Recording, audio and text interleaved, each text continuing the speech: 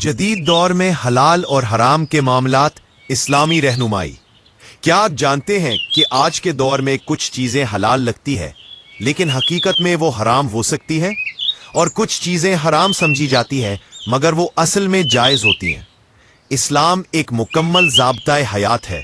अल्लाह ताला ने इंसान को हलाल और हराम के वाज़े असूल अता किए हैं ताकि इंसान पाकीज़ा जिंदगी गुजार सके।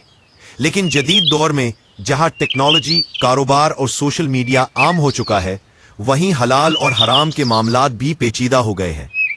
हलाल और हराम की बुनियाद कुरान पाक में अल्लाह ताला फरमाते हैं, ए लोगो, जमीन में जो हलाल और पाकीज़ा चीजें हैं वो खाओ। हलाल वो है जिसकी इजाजत कुरान और सुन्नत में हो, हराम वो है जिससे वाज़े तौर पर मना किया गया हो। जदीद दौर के चंद अहम मसाइल।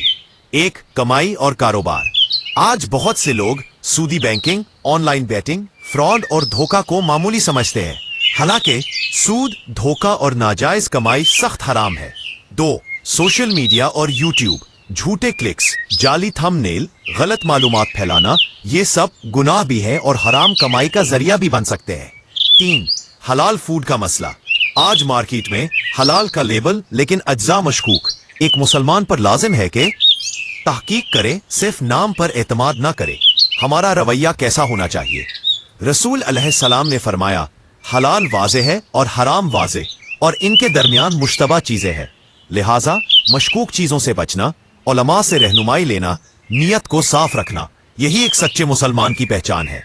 अगर हम चाहते हैं हमारी दुआएं कबूल हों, हमारे रिस्क में बरकत हो, तो हमें हलाल को अपनाना और हराम से बचना होगा।